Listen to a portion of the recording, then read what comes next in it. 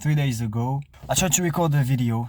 I had that, not a challenge, but I started a YouTube channel and I was like, yeah, let's just post once a day just to get into the habit of posting. But I encountered a problem very, very quickly. Found myself having nothing to say, because it's great to start a YouTube channel, post every day. I just have to yap about stuff. Yeah, great. But it gets very old in a matter of days. It's kind of useless. It's kind of useless to start a YouTube channel, to talk to people. Like I said in the previous video where I said content creation is crazy. It's just so ironic and useless at the same time to start a YouTube channel, to have potentially thousands of people listening to you, but having nothing to say. And by nothing to say, I mean, I could just go nothing to say style and just yap about whatever comes to my mind without structuring anything, without giving anything interesting to bite on. And I would still do post one time a day, right? So by the end of the video, what I did is I said, right, if I have nothing to say, it means that I didn't do the work prior to actually have a red thread, to have something I'm pursuing, a kind of story, but in the format of let's solve a problem and make it a story of, all right, how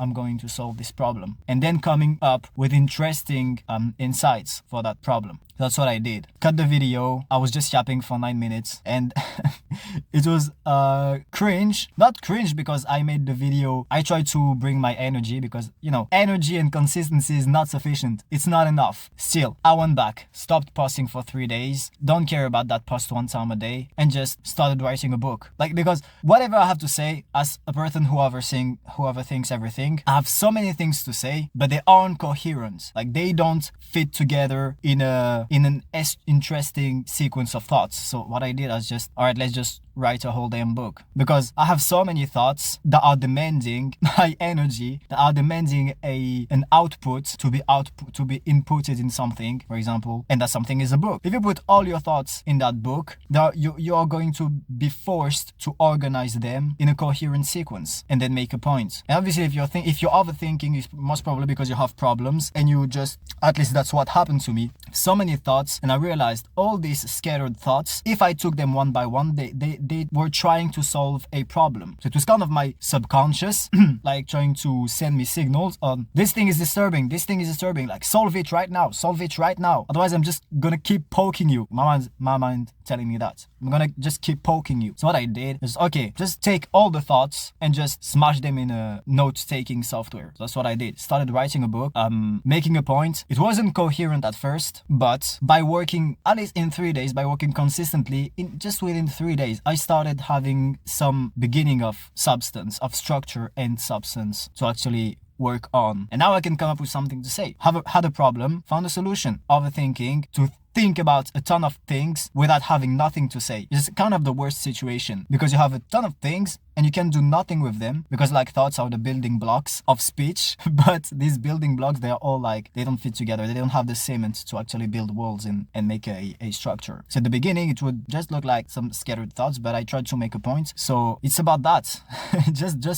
Start writing a book. I guess it will not be the only video I will make about writing the book, because I just started to do that. But that book is supposed to be the foundation for everything that I'm going to say on the YouTube channel, right? Supposed to be kind of a content generator, right? It generates content infinitely, because all the things you have to say, they won't fit in a Twitter post. They won't fit in a YouTube video. They won't fit in anything but a book, because there are too many of them, right? So the whole thing is just, right, starting with that problem, structuring the thoughts, and just boom, making a point. Here are all the problems that I'm trying to solve. And your mind will come up, and my mind started to come up with a ton of interesting things. Again, that's why you should write a book. I don't even have to talk about but who am I to write a book? Nobody will read it. That's the whole point. Because the goal here is to work so hard on that book that you can't help but have arguments to persuade people to read that book, right? I can just post a piece of content that zooms in one point of that book or in one chapter or something, and just say, by the way, I wrote a whole book about that. Go and read it. And now it's not a book like 500 pages. It's just you make 20 to 50 pages, a kind of ebook format. But that book is not meant at first, its first goal is not to be read by other people. The first goal is to be written by you, is to have your thoughts structured, right? To make your thoughts work in one direction, right? That's why there is no need to, or that's why this thought of, oh, who am I to write a book is so irrelevant, right? It's kind of writing an essay, but you're not writing it like an essay, you know? It's gonna be boring. There is a specific way of writing a book, right? Kind of like a sales page. Start with the problem and like unfold the problem, give the context, and you can go like more elaborate because the sales page is kind of, it's kind of an incomplete way of doing this, right? In a book, you can go into depth, etc. And then you will find some, you will write, like you can go freestyle with the book and then figure out by yourself how you can make it coherent. For example, what I did is just that I started writing a chapter, but I began with like chapter 4. I realized, bro, like that thing is supposed to be chapter 4. Why am I beginning with that? And I was like, okay, right, let's just open a new page and outline the book. So I say, oh, if this is chapter 4, well, what would chapter 3 be about? Like that's the whole thing. That's how I just structure the thoughts. That video sucks a bit because it's not even structured, because I started like writing it 3 days ago. That's where consistency starts being useful. Let's see how it will evolve in like 1 month from now, a couple of months from now. But my vision is just, as a guy who overthinks, the best solution to solve that problem is to consistently or constantly being in the process of writing a book. So if you smash your book in like 1 week or 2 weeks or 3 weeks, you have an ebook, put it on the side, go to the next problem, or just improve that one book, like whatever. Just be in that process and like stack the books.